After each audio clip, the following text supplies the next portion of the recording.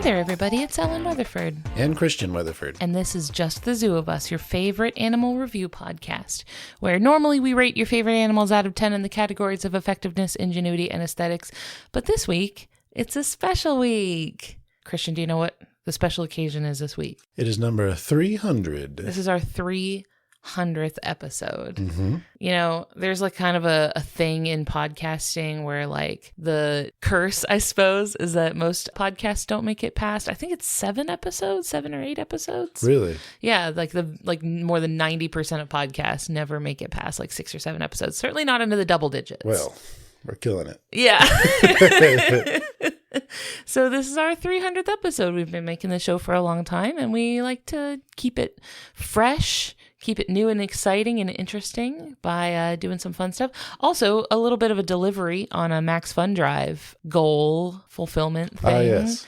Where one of our membership goals for the Max Fun Drive, I don't remember what the number was, but I remember saying that if we hit it, that we would do another tabletop role-playing game special episode. We did a Dungeons and Dragons one a few years ago. That was really, really fun. Mm-hmm. Didn't want to do Dungeons and Dragons again this time because we want to do something fun and different.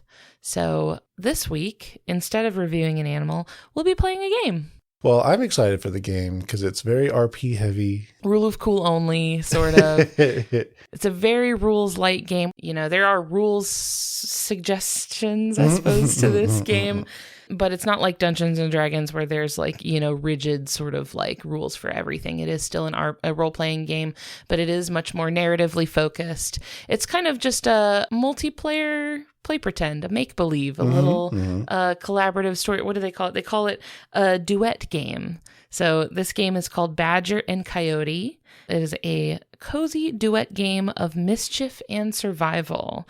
And this is a cute little game by Pandion Games. You may recall Pandion is the genus name of the osprey. No, I didn't, but that's fun. Their logo is a little osprey. Nice. And across the wings it says Pandion Games. Aww. Like, I had seen posts about this game around on social media, and I was really curious about it. So I actually reached out to them about playing a game of it for an episode, and they were kind enough to send me a copy, a digital copy. So thank you for the copy of this game. And I hope that anybody listening finds it cool and is inspired to go check out the game for themselves. So a little bit about this game. I'll read you how the game is introduced on the first page. Badger and Coyote are good friends, even though they are very different creatures and live by different rules. They find working together to achieve their goals to be beneficial, and many times they enjoy each other's company.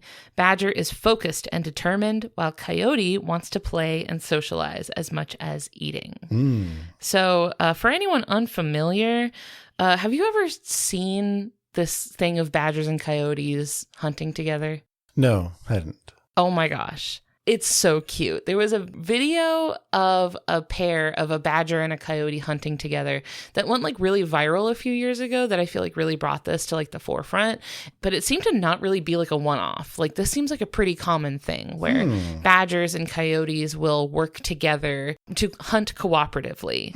And it's really cute. It is really charming. You'll see them kind of walking side by side where the badger might flush out prey that would try to like hide in burrows. Right. So like if it, you know, tunnels under the ground or something, the badger might go in and flush them out, while the coyote outside of the burrow will, you know, try to catch them when they come out, or vice versa. The coyote might scare them into a burrow where the badger will get them. So this is a well-known sort of partnership between coyotes and badgers. Also, I promise I'm not trying to nitpick or anything like that, but the badger depicted in the materials for the game is a European badger. Right, the cuter one. It is the cuter badger. I will give them this. Although this behavior does only seem to occur in the American badger because European badgers would not live in the same place as coyotes. Yet.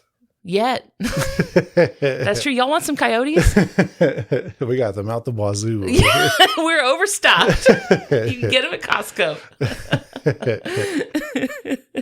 So yeah, I think for the sake of this game, maybe we can assume that our badger in this game is an American badger. Okay. One that would overlap territorially with a coyote. But I think that the tone of the game is intended to be quite, whimsical and cozy. And, that I could see why they would choose the European badger for those illustrations. Yes. Because it is kind of the more gentlemanly badger. And recognizable. That's true. So yeah, there's two. Each of us, Christian and I, will be playing one of the animals in the title. There's the badger and the coyote. Would you like to be the badger or the coyote? You want me to read the descriptions first? Yes. Okay. Badger's job is along the ground and in the collection of food. Dig, flush out, and sniff around for what you're doing. You don't understand Coyote's need for socializing, and sometimes you don't understand what Coyote is trying to tell you. Only Coyote can initiate direct communication, sometimes poorly, misunderstanding their meaning. And Coyote's job is to keep a lookout and provide direction, spotting prey or threats, pouncing when the time is right, but more importantly, directing Badger and calming situations with your superior social skills. You want food too, but that doesn't mean you can't have fun or need to run in without a plan. They also have slightly different mechanics in their actions, which I can explain a little bit more, but of the two, which sounds up your alley? Maybe the badger. I was thinking badger for you as well. So do you want to read a little bit about how badger takes actions? Yes. It says, you can perform any action you want, but when the outcome is unknown, build a dice pool and roll. Using your skills or getting help gives you a boost. You can still complete some of your task on a horrible outcome, but something also goes very wrong. My skills include flush, burrow, dig, trap, sniff, and traits are cantankerous, ornery, focused, amicable. That's so you. That's you to a T. I'm always calling you cantankerous. And then that dice pool is based off of a D6. I can get a D6 for role-playing with my trait, a D6 for using a skill, and a D6 if I have Coyote's help. It says, take the highest die rolled to determine degree of success. So that would mean something like advantage, if you're familiar with a Dungeons and Dragons type system. Right. So basically, the more advantage you're giving yourself. Yes. By either using your skills or traits or my help. And keep the highest of whatever you roll. And there's varying degrees of success based on how that roll turns out. It has it broken out into 3 levels. So with a D6, your outcomes can be between 1 and 6. For 1 or 2, that's horrible, which means a major complication. 3 to 4 is okay, with a minor complication. And 5 to 6 is perfect, with no complication. And I guess what these outcomes, or what these complications mean, a major complication is something detrimental, dangerous, or deadly that happens that causes a significant setback. Don't achieve your goal. Minor complication, you achieve your goal, but at a cost. Something unexpected happens. And then no complication, you succeed wildly in what you were trying to do. Now, we'll point out that this comes up in other systems. It does say you can perform any action you want, but when the outcome is unknown, build a dice pool and roll. So it wouldn't be sort of thing that's like, I'm going to split the planet in half and I get to roll for it. So no, not quite. That's true. Yeah. The outcome of you trying to do that would be known. Well, I think that this game is also supposed to leave some room for fantasy elements if you would like to incorporate them. Right. So it could be something like maybe you're trying to, I don't know, commune with a spirit. Yeah. Or you're trying to talk to an animal you wouldn't normally be able to talk to. I think it's that sort of thing. And then the other end of that spectrum is, I want to blink my eyes. I don't need to roll for that. Yeah, you're fine. So as the coyote, I have a slightly different mechanic in determining my actions.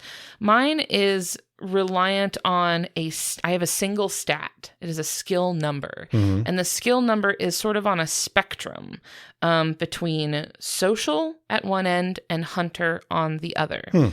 So it says choose a stat number between 2 and 5. It says the lower the number, the better at hunting. The higher number, the better at social. I'm probably going to choose to be better at social. So I think I'm going to go with a 4. So the way it works is that when you take an action, you roll a d6. If you're using your hunter skill, you want to roll above your number. If you're using your social, you want to roll under your number.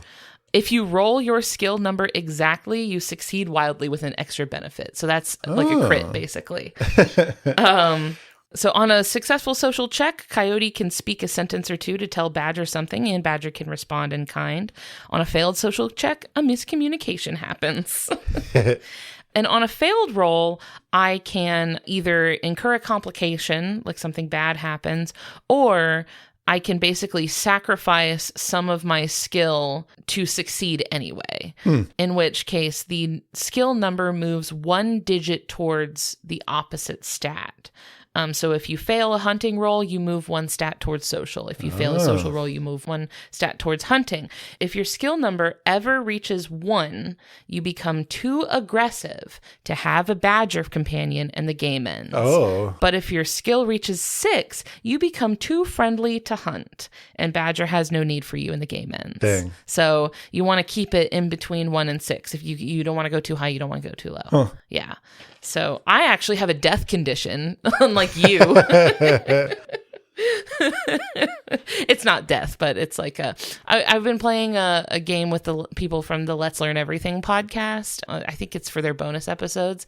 And we play a game kind of like that, where we're all playing as like rats. Well, I was playing as a pigeon in our recent run, but where like if your stat went too high to the rat end of the spectrum, you went like full rat and you lost the ability to like communicate. Oh. And you just kind of like went feral and you were out of the game. But if it went too human, you like completely lost touch with rats and like you were also out of the game. So it's like you have to kind of like keep it in the middle. It's an interesting blend because I think it's interesting how our different characters have different mechanics into the way that they can do things and navigate the world. There's also an element of the game that is optional that's called a pebble. Oh, yes. Which is basically just a little token that indicates whose turn it is to narrate the story. This is optional. Do you want to use a pebble? Only if we have one present. I can use this beetle. Perfect. I have a little, is this an eraser? I think it's an eraser. Oh, I thought it was just a toy. It's like a little toy eraser beetle that I got at Daiso one time. Huh. We can use this beetle as our pebble. Because I think Badger is supposed to start with a pebble. So in starting an adventure, we determine who's playing as Badger, who's playing as Coyote. We've done that. Read over the character sheets. Give the pebble to Badger. You now have the pebble. Select a story beginning from the adventures or create your own. So I read through the story beginning prompts and I chose a few of them that I thought would be pretty good. I'll hand this to you and you can take a look at them and see if any of them really stand out to you. If you want to do them, if you can't pick, we can roll for it because I made this in a rollable table. Are we going for our PG? Yes. Typically? Got it. Why? Why would this charming, delightful little game be any different? I see some paths. Okay, I'm good. So should I tell you? Yeah. Do you like any of these in particular? Yeah. Okay, which one do you like? Let's go with skunks. Okay. Here, I'll read it from the book. All right, Christian has chosen the story beginning from the book, which is titled Skunked Skunks. And it reads as follows. One day, Badger and Coyote encounter a family of skunks in a state of distress. A vicious bobcat has been terrorizing the skunks, threatening them and stealing their food. The skunks know very little about where the bobcat lives or its habits, but others might. Can Badger and Coyote devise a plan to trick the bobcat into leaving the skunks alone so they can live in peace? Or perhaps there's something afoot that is drawing the bobcat's attention. So we open upon a family of skunks being terrorized by a bobcat. Well, you actually have the pebble in question, so you begin the story. Would you like to kick things off? Yeah.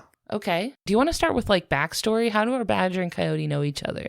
What's the vibe like between our Badger and our Coyote? Perhaps forest mediators. Oh, okay. We're like, well, we can't be forest cops. It could be a buddy cop situation. That could be cute. But I was more thinking of just some trusted kind of figures in the forest, like society, that are often turned to for kind of interpersonal issues. Oh, you call us. Yeah. Do we have those like signs up all over town? Judge Judy. Wait, which one of us is Judge, one of us is Judy. There you go. Those could be good names for our characters, Judge and Judy. The badger could be Judge. Oh, there you go. And the coyote could be Judy. So yeah, that's the background. How did we meet? How did we become the sort of dynamic duo of justice and peace for this forest? How about an initial conflict that we helped resolve that involved a bear and a beehive? Oh, classic. They're always a property dispute. Or maybe an exploitation case, a real bee movie situation. So perhaps Fox was a friend of the bees and Badger was a friend of the bear. And both sides had issues to raise with some conflict. Yeah. Have the skunks approached the offices of Judge and Judy? Yes, I think so. Do we have a little woodland office? He's got like a fallen log as a desk. With big mushroom stools. Oh, that's cute. I do like that. And the skunk family has approached us with an issue. A dispute. Yes, a dispute of mental distress being caused by an apparent stalking and perhaps vandalism from a bobcat. Suspected vandalism. What's the evidence? We'll say feline prints in the ground. Vaguely feline? Yeah. Interesting. Circumstantial evidence at best. And let's see. We'll say competing smells. Oh. So we've got feline prints on the ground. Yes. Have these been confirmed? Have we done a paw print analysis to confirm that they belong to the bobcat? Or is this largely hearsay? Well, first, I think we would need to approach the bobcat because we don't have a sample to compare against. Nor do we have testimony. Yes. Right now, we only have one side of the story. That's true. Okay. So we would need to interrogate the suspect in question. Yes. Okay. So where does the bobcat live? Let's see. Bobcats are normally secluded, right? They don't travel in big groups. Yeah, they fly solo, I feel like. Let's say a tiny rocky cave located at the bottom of a waterfall in the forest. Okay. How are we getting there? Badger and Coyote are on the case. Right.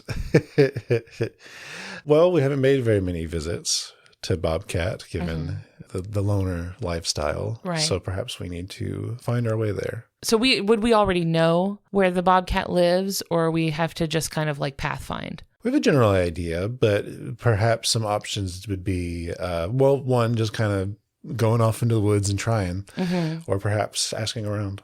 We could ask around. Maybe let Coyote do the talking, because I feel like Coyote is supposed to be... So just to clarify, even though I'm the one storytelling, I still participate? Is that how this works? Yeah. Okay. Yeah.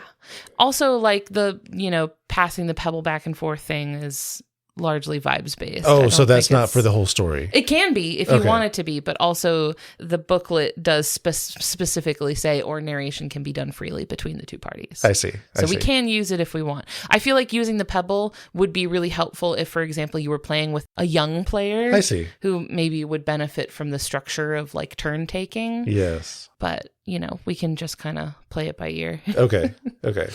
So, yeah, I think we should ask around. Okay. I think maybe Coyote is thinking, all right, we need to talk to Bobcat. Who would know where Bobcat lives?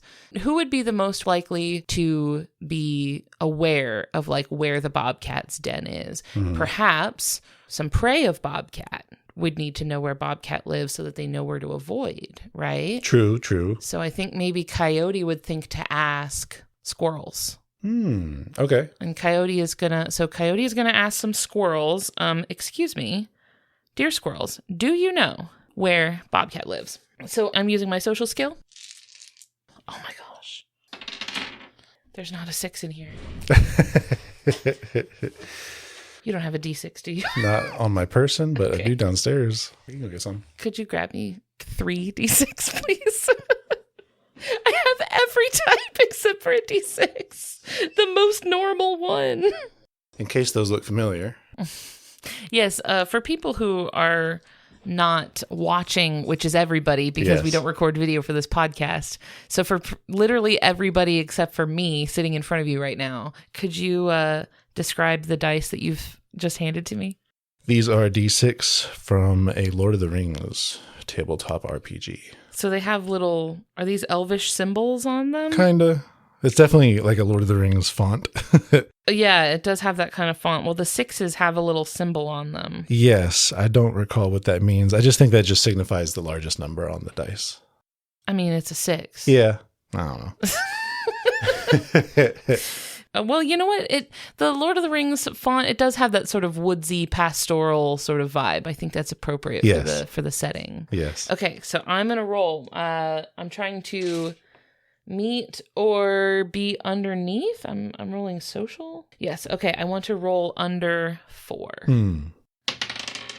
I got exactly 4, which is a critical success. Ah, okay. So I succeed wildly with an extra benefit. Okay.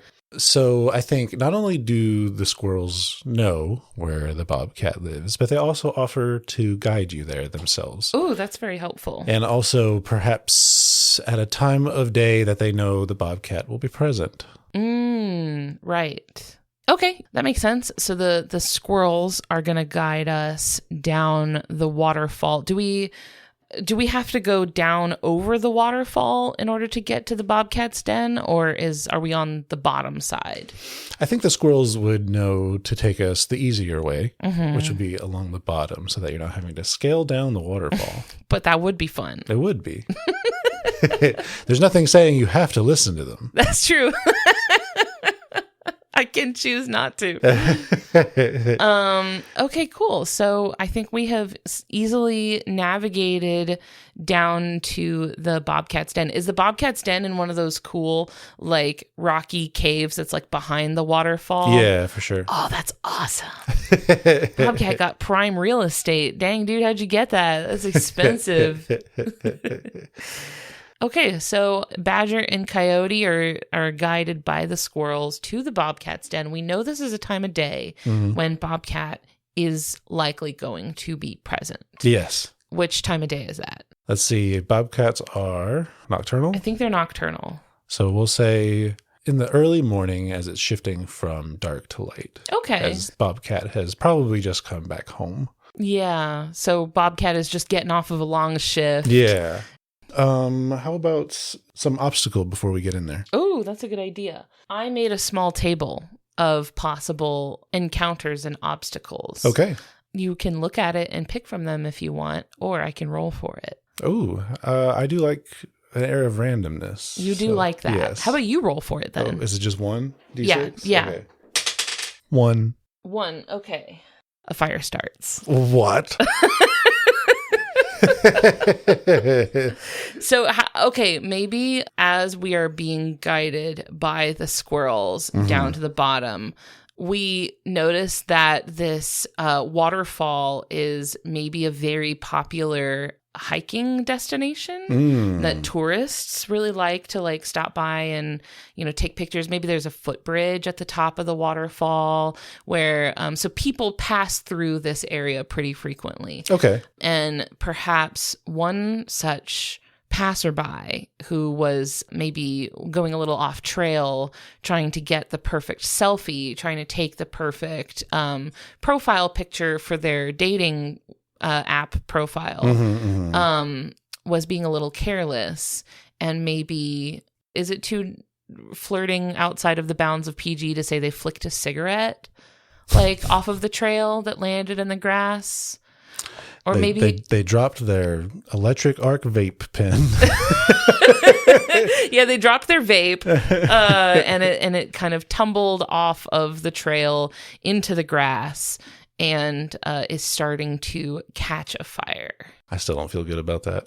What do you mean you don't feel good about that? Just referencing a vape pen. Okay, they drop a firework? A battery? Ooh, a firework is good. A sparkler? A sparkler, yeah. Maybe this is holiday weekend or something like that where people are like goofing around with fireworks, which they shouldn't be doing. And maybe there's a drought warning already.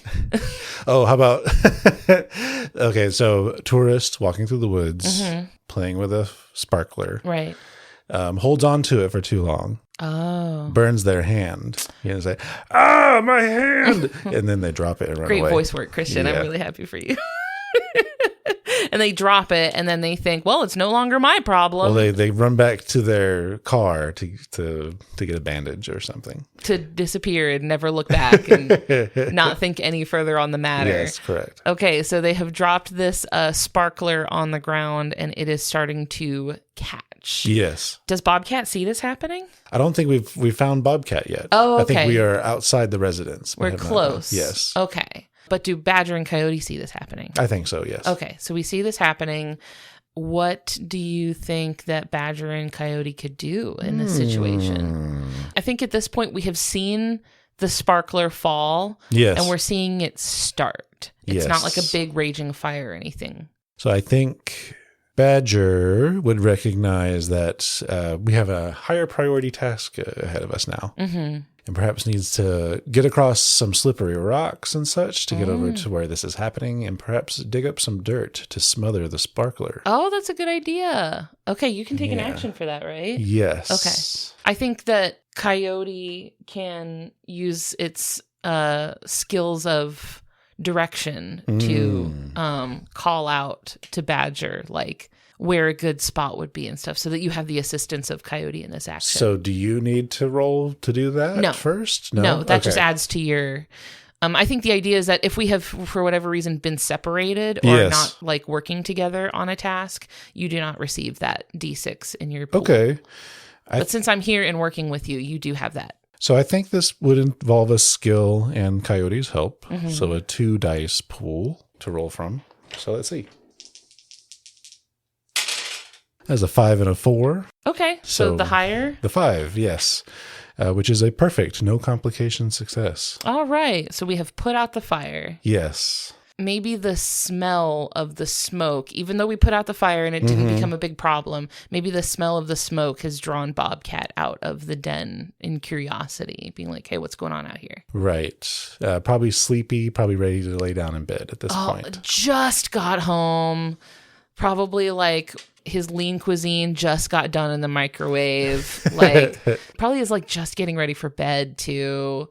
Oh man, the worst. Just put his phone on the charger. So maybe Bobcat is a little grumpy. And smells some smoke and has come out of the den to be like, what's going on out here? Yeah. Like, hey, what are you kids doing here? Yeah. So Bobcat is already a little bit on the cranky side. Yes. Coyote, I think, is going to need to take the reins on interrogating Bobcat. So I think Coyote would maybe lay out the situation and be like, hey, we heard that there were some paw prints. There was some musky aroma hanging out and down by the skunk den. Would you know anything about that? Is that anything that sounds familiar? Not necessarily coming right out the gate with an accusation, but asking if you know anything. Well, I think Bobcat is still kind of somewhat on the defensive right out the gate. Is there a way we could roll to see how well this kind of persuasion goes on trying to get information without sounding accusatory? Yeah. I'm just going to make another social roll. Okay. So I have to... It's not meet or beat because I have to roll underneath, but meet or below 4 again. Oh, I see what you mean. That's a 5. So that one was pretty good. No. Oh, no, that's bad. Yeah. Oh, bad. Big number bad. So on a failed social check, a miscommunication happens. It specifies, explain what Coyote wanted to say, and Badger determines what they think Coyote meant. So that would be if I was communicating to you. Oh. But I'm not trying to communicate to Badger right now. I'm trying to communicate to a Bobcat. Right. So I think that what Coyote is trying to say is... we heard that something resembling you was happening around this skunk den. Do you know anything about it? But I think that the result of this miscommunication is actually more that the Bobcat sees right through it and is like, you're accusing me, like immediately like is on the defensive about it, being like, I've been minding my own business. I don't know nothing about those skunks. I ain't been over there. Why are you over here talking to me? Like, I think immediately is like, get out, go away, go home. And maybe interpreting some of this as saying he smells bad. That's true. You come into my den. You light a fire in my yard. Maybe the miscommunication is like, maybe the bobcat didn't see the whole like person walking by starting the fire. He just came out and saw us like next to smoldering like ashes and thinks we like lit a fire in his yard or something like that. Right. It's like, what are you trying to do? So yeah, thinks we called him Stinky, like a stinky, skunky boy. And also maybe there's some coyote bobcat rivalry going on. Maybe there's some beef between like coyotes and bobcats. You know what I mean? Okay. Like, a dog and cat sort of like, maybe there's some tension between like you puppy dog boys. So what do you think? Do you think Coyote thinks we're done here and we got to make a hasty retreat? I think the squirrels have already gotten scared and left. Sure. The squirrels were like, dang, that sucks for you guys. Bye. They completed their deal. That's true. They did uphold their end of the bargain in which they received nothing. I think maybe if we are going to be making an exit here, Badger would maybe look for a print inside the cave. Oh, to see if you can get a match. Yeah. I see. Okay. Do you have a skill for that? Like maybe a hunting related skill or? I don't think so. Okay. Well, you would at least have Coyote's help. Okay. So you could try it if you want. Maybe Coyote can be distracting Bobcat with this conversation. Sure. And then Badger could maybe take the opportunity while Coyote is kind of distracting Bobcat. That's one die. That is a 2. And what's that? Major complication. So something detrimental, dangerous, or deadly happens that causes a significant setback. Don't achieve your goal.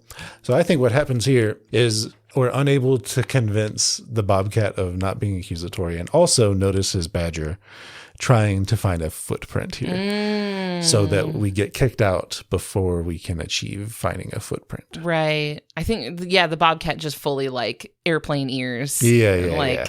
Chases us out, basically. Yes. Yeah, we have been accosted. Okay, so we now have an accusation from the skunks.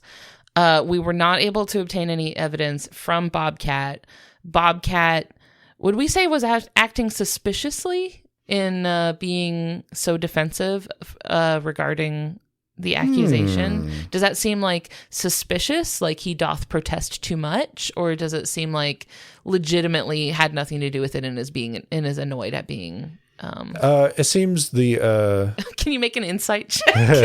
It seems the having read it as an insult was sincere. I think that is perhaps covering whether or not he actually did it. So we're unsure. But the having received it as an insult is pretty clear. I see. Okay. At this point, since we have not gotten much from the Bobcat Den, perhaps we should visit the scene of the crime. Yes. And do our own sort of little CSI investigation. Hey there, y'all. We are going to take a quick break to hear from a couple of the other shows on the Maximum Fun Network. When we get back, we are off to the skunk den to investigate the crime scene. So stay with us. Hi, is this Archer? Yes, hello, who is this? Hi, this is Tom Lum from Let's Learn Everything. I'm calling about your Maximum Fun membership's extended warranty. Do you have a few seconds to talk about that? I think I have to go. No. Oh, no, they're gonna be so mad at me. Okay, fine. Did you know that as a part of your Max Fun membership's extended warranty, you've been picked as the member of the month, which is wild, and we're so excited to have you. It's so exciting. Thank you. So, as our member of the month, you will also be getting a $25 gift card to the Maximum Fun store, a special member of the month bumper sticker, a special priority parking spot at Max Fun HQ in Los Angeles, California, just for you. Also, I have to read this. It says, we at Maximum Fun apologize you ended up with the worst host of the 3, and as consolation, you'll be getting those. Why is that included? I don't remember that being there for the other. It's okay, I can settle, it's fine. Max Fun members are the best. Become a Max Fun member now at MaximumFun.org/join. say you like video games, and who doesn't? I mean, some people probably don't. Okay, but a lot of people do. So say you're one of those people, and you feel like you don't really have anyone to talk to about the games that you like. Well, you should get some better friends. Okay, yes, you could get some better friends, but you could also listen to Triple Click, a weekly podcast about video games hosted by me, Kirk Hamilton. Me, Maddie Myers. And me, Jason Schreier. We talk about new releases, old classics, industry news, and whatever, really. We'll show you new things to love about games, and maybe even help you find new friends to talk to about them. Triple Click. It's kind of like we're your friends. Find us at MaximumFun.org or wherever you get your podcasts. Where is the skunk den? Probably in an area among very kind of like closely packed trees with lots of undergrowth and a slight burrow in the ground, I think. Very good. With some little baby skunks who are so cute. Oh, yes. I love skunks so much.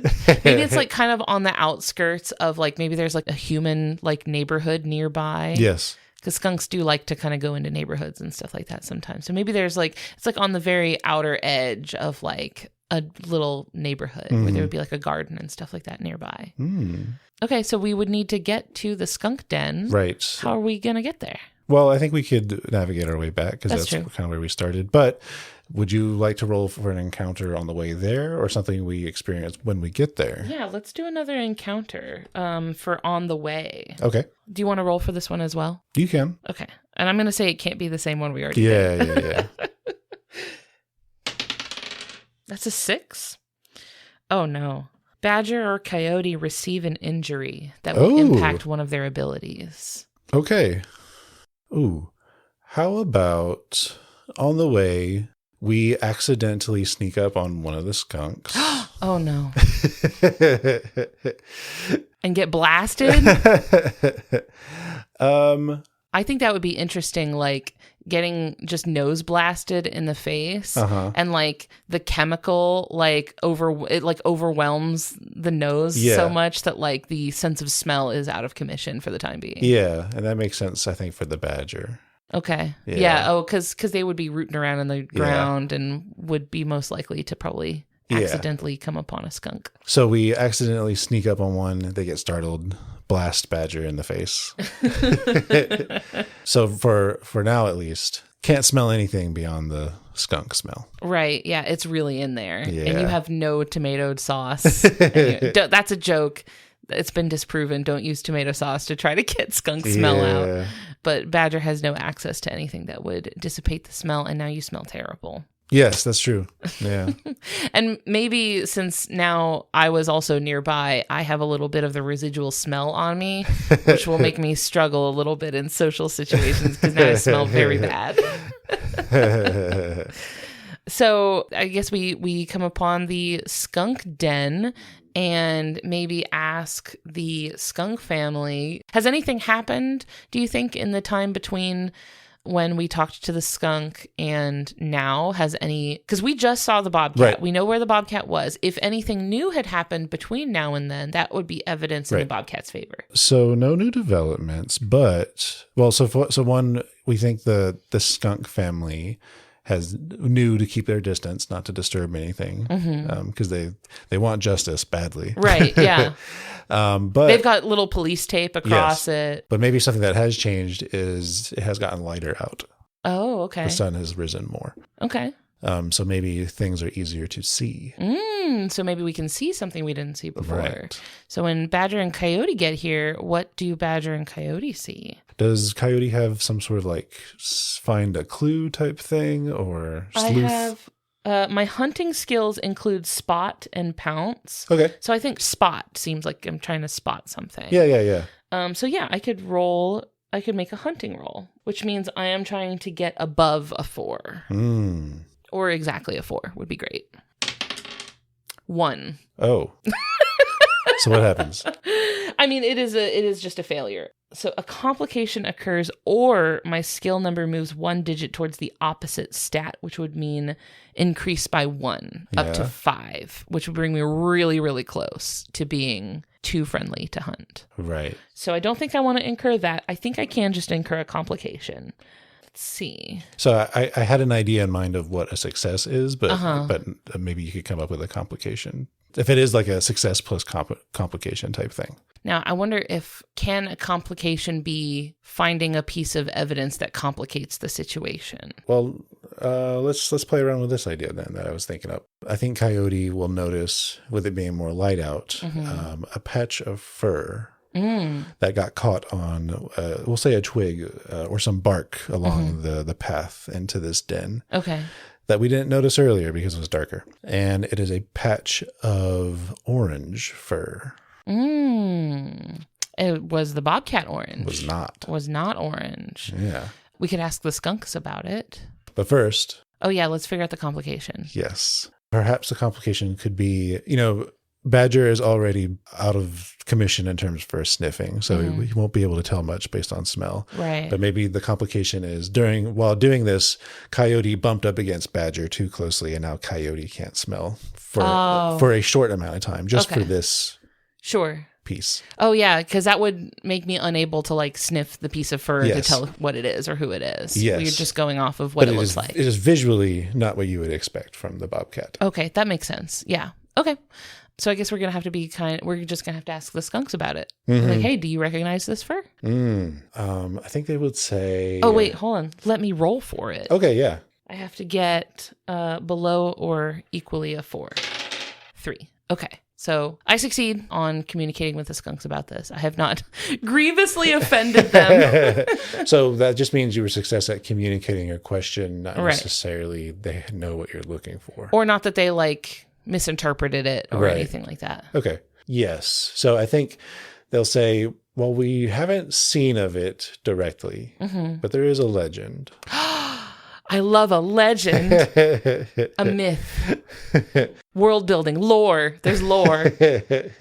Of a mysterious mammalian predator that likes to move through the night. Oh, spooky. Yes. Now, I think Coyote would ask some follow-up questions. Maybe such as, they said they haven't seen this night stalking predator. Maybe Coyote would ask, how big? How big is this predator? Is this a big predator or a little predator? So we'll say the adult skunks are not sure, but then one of the kid skunks will chime in and say something to the effect of it's as big as a bear. Oh, well. Useless information. Let's see. But keeping in mind that skunk kits are the size of a mouse, like a rat. So everything's going to be huge to them. Right. I think that Coyote would want to take a closer look at the paw prints that were supposedly left behind by the bobcat. Okay. Because we weren't able to find a match in the bobcat's den. We weren't able to compare it to anything. But I think bobcat might... Let me roll to see if Coyote can tell whether the paw prints left behind seem the right size. Okay. Because Coyote did get to see bobcat. True. And bobcats have pretty big paws. So right. I think Coyote would want to see if they can figure out if those paws would match. So I was using a hunting skill, which meant I was trying to roll above my number, and I rolled a 1. So I did not do good this time. So I could not tell from the size of the paw whether I can see the paw print. It does look feline in nature, but I could not tell you whether, maybe because the bobcat is also quite fluffy. I can't tell if its paws are actually huge or if they just have little paws that are very fluffy. So maybe this has not yielded a concrete ID for me.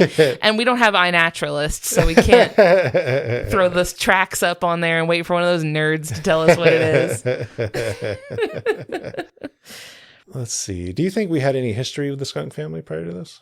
They would have at least had to know about us to approach us for this. So maybe our reputation precedes us. Maybe we don't know the skunks personally, but they are aware of us. Maybe because, as established earlier, we are pretty close to a neighborhood. Maybe we could survey the area, go see if we can see anything nearby that might give us an answer, that might provide an explanation as to what's going on here. Okay. Perhaps as we're wrapping up, just observing this scene, we haven't really asked specifics on vandalism. True. Right. True. So maybe we could ask, what was damaged or what was missing. Yeah. That kind of thing. Okay. Was anything out of place? Any claw marks? Anything like that? Okay, what do the skunks have to say about that? I think the same one who said that the suspect is as big as a bear. Oh, okay. The same kid will say the liar, right? Okay. His dad works at Nintendo. Yeah, right. So a lot of their stuff was knocked over, scratched up, and such. He'll note that his collection of what he'll say is human fibers is missing. Human fibers? Yeah. Oh, so he's weird.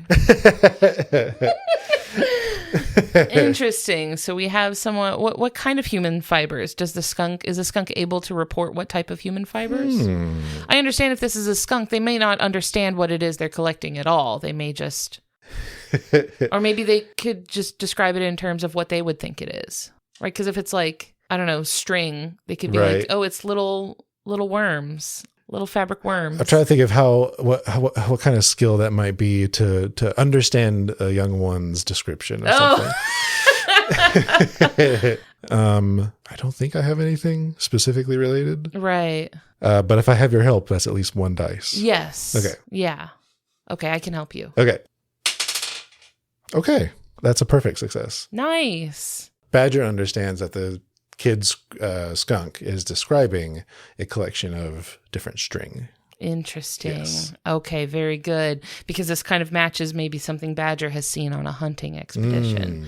And maybe Badger recalls from doing some hunting near the human neighborhood, seeing little bits of string down in the neighborhood, and remembers this from like hunting, I don't know, moles or something in someone's garden. Maybe we could go check that out. Okay. So we'll go down to the neighborhood. Maybe it's kind of like a suburb, sort of cutesy little neighborhood where everyone's got a little backyard that's fenced, but they have little planter gardens and vegetable gardens and stuff like that out in the back.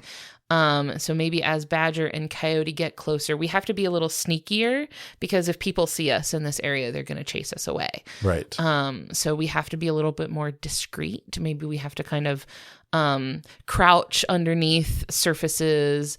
Well, Badger would have an easier time of doing things like squeezing underneath cars to hide. True. I guess we'll need to. Do we have a what is the word for a place that you are going? Destination. Destination. Do we have a destination in mind? Is there maybe anywhere that Badger remembers seeing some string? Yeah. So maybe we get to the neighborhood and we look for some kind of trail that's string related. Just a little line in the sand where it looks like a string has just been dragged. Or another thing we could do is Badger has a trap skill. Ooh. And maybe Badger has his own collection of string. Or maybe borrowed one from the skunk. Like, hey, I'll get this back to you, but let me use this for a little bit. Yeah. Okay. So maybe we set a trap. Okay, let's set a trap. Are we thinking like classic box trap? Like cardboard box held up by a stick. Yeah. There's a string underneath and we wait nearby with a different string. Yes. That we use to pull the stick. Yeah, for sure. Okay. Oh, I love it. I love a box trap. Okay, roll for setting a trap. Okay. Would you say this falls under any of my traits of cantankerous, ornery, focused, or amicable? Focused. Okay. And I have your help. So that would be 3d6s. Ooh, that's good. That's good. Well. Were any of them good? 3 is okay. Okay. All right. So we achieved the goal, but at a cost. Okay, I have an idea for a cost. Okay, so we're waiting sort of just out of sight of the box trap. We have to hide. And like maybe there was like a human passing by, so we had to like, hide really quick. So we didn't have line of sight with the box. But then we can hear the box being triggered. Something has like reached for the string. The box has fallen. And now we don't know what's in the box, but we can see the box shaking, like whatever is under the box is very angry. Okay. And we don't know what it is or how to protect ourselves from it. But there's something under there that's very angry. Okay, got it. I think Badger would look to Coyote for this next part. Help. I think we'll need to maybe pull the box out of view so that we can deal with this out of sight of any potential humans. Okay. So maybe we pull the box with the angry creature underneath it, maybe just like into the tree line, just out of sight where we wouldn't be immediately spotted by humans. Yeah. And I guess just kind of try to peek under the box to be like, hey man, what's up? Okay. So I think when we do slightly lift open the box to try and do that, pretty much immediately an orange furred paw pops out. And just swipes. Just batting at the general area. Maybe that's the cost, is that I get a swipe to the face. There you go. Like I'm like, ow! Stop it! And in that moment of, being slashed by this thing, it's able to get the box off of itself. And what we see is an orange house cat. The menace itself. Okay, so we have, and I think this cat is all puffed up Yes. and hissing, is now being confronted by both a coyote and badger, and is definitely trying to react aggressively, and Yes. is hissing and everything, but is outnumbered. Correct. Is outnumbered. It is. And possibly scared, and possibly bluffing. Mm-hmm. So shall we try to restrain this cat in some way? Or do we think we maybe have enough of an upper hand to talk things out? Maybe intimidate it. Ooh, an intimidation. I mean, both of us are larger than this cat. So I think we can, Yes. kind of puff ourselves up a little bit. And maybe Coyote can ask the cat of like, hey, I hear you've been prowling around the skunk den.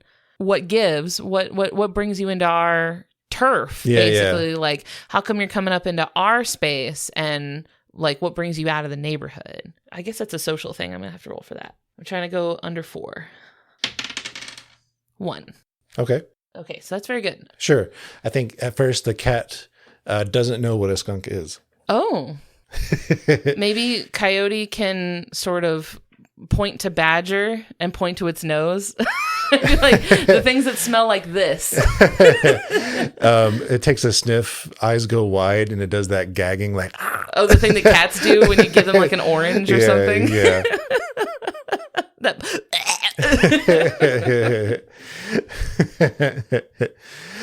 So I think the cat would say something along the lines like, oh, that. Well, I didn't mean to mess up their house. Aww. I was just, and then maybe she side eyes, playing and chasing something else through. Interesting. Maybe they can hold up the bit of string that they use to like bait the trap, and be like, does it have anything to do with this? Yeah.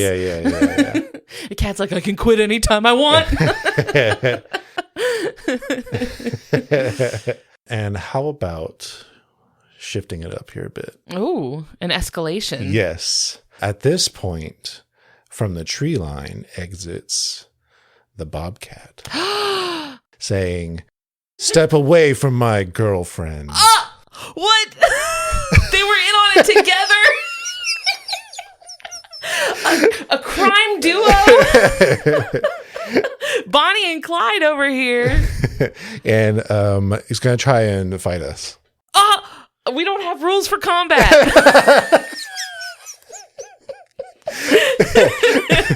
Well, how about We could just use our hunting skills, I guess. I was gonna how about I'll do let's work together. Yes, we can work together.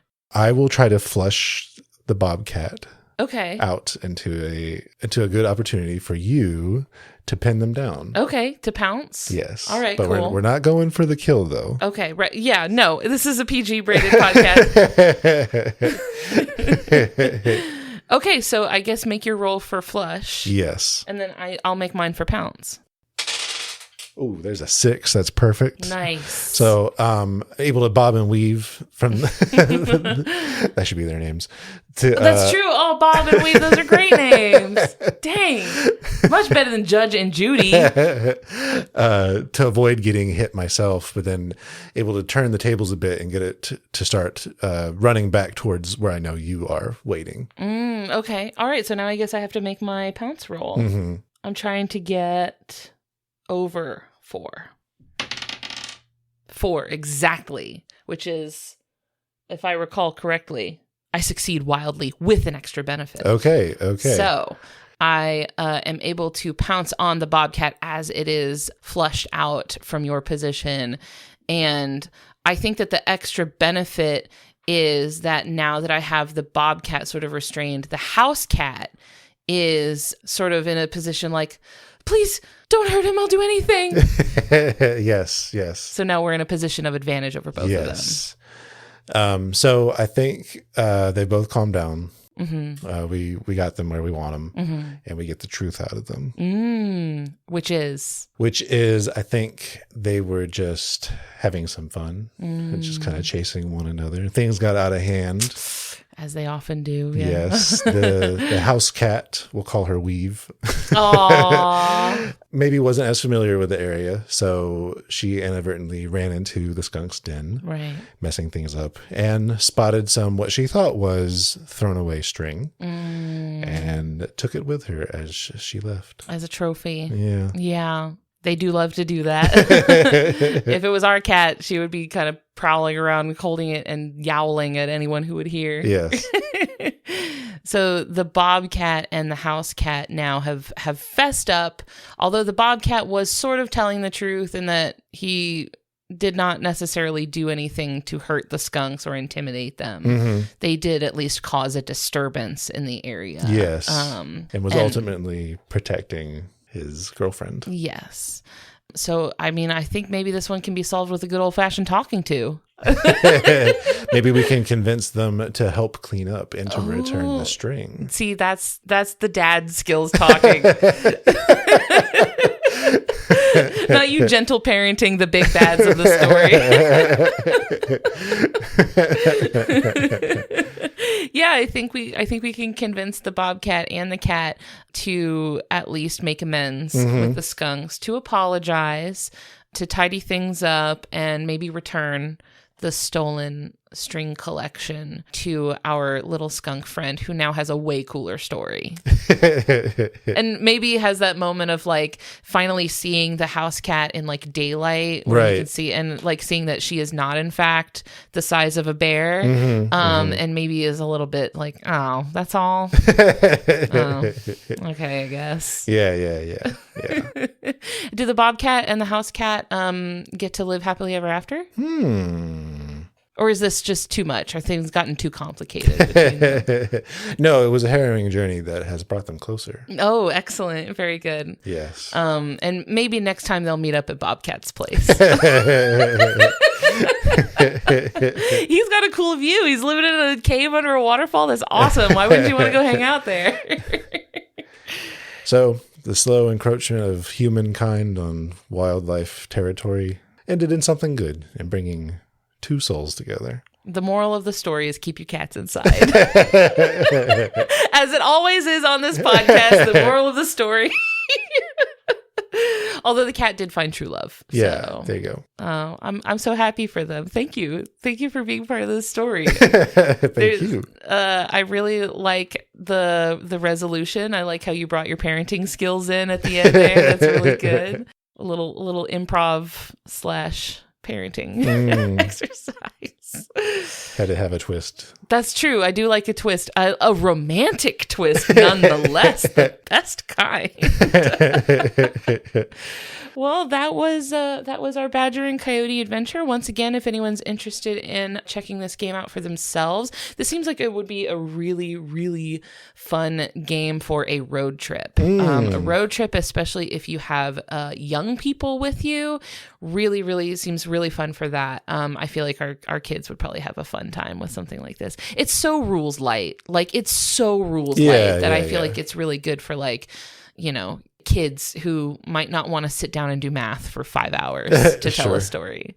And make sure the driver is not the one rolling dice. True. Well, you can, I mean, you could either have a physical dice or you could like have an app on your phone That's or true. something like that. If you're not in a position where you can roll dice and stuff. But yeah, that was really, really fun and sweet. Thanks for telling the story with me, Christian. Thank you. And thank you to everybody who spent this time with us listening today. If you liked what you heard, I would love it if you could leave behind some nice words for us in a review on your podcast app of choice. Like Liver Stalker, who left 5 stars on Apple Podcasts and says, only 5 stars? I wish I could give you 500 stars. I love all the work you both put into the show, your beautiful chemistry, and the honesty you show your listeners. Fire! Yes.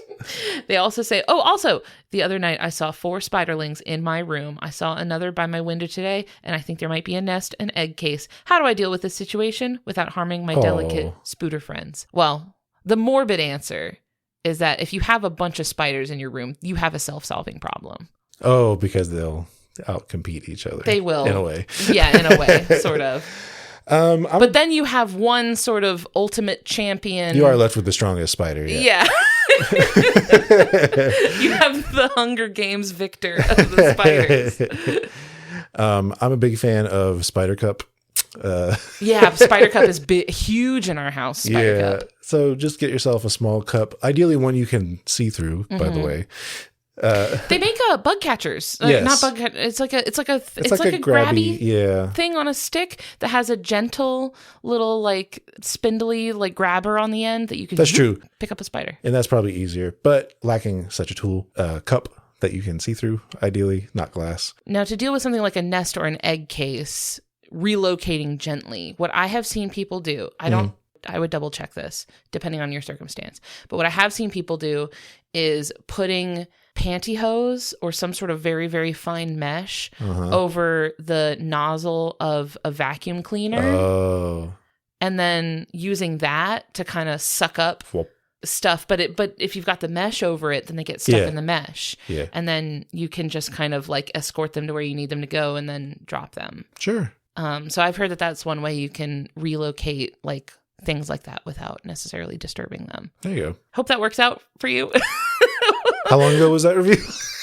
That was July 13th, so over a month ago. Oh, she's got spiders now. You got spiders.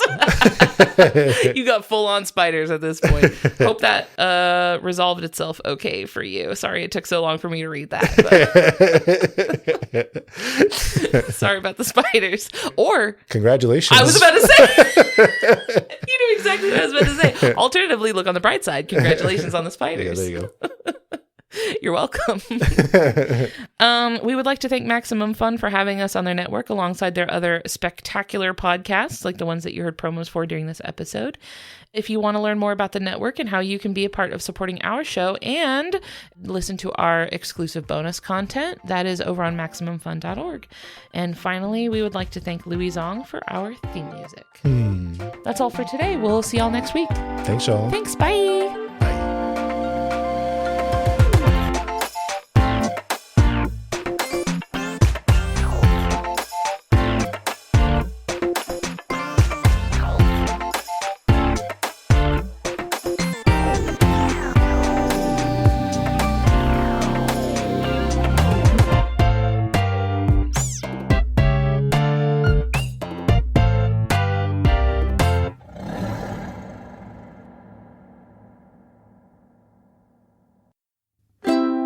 Maximum Fun, A worker-owned network. of artist-owned shows. Supported Directly by you.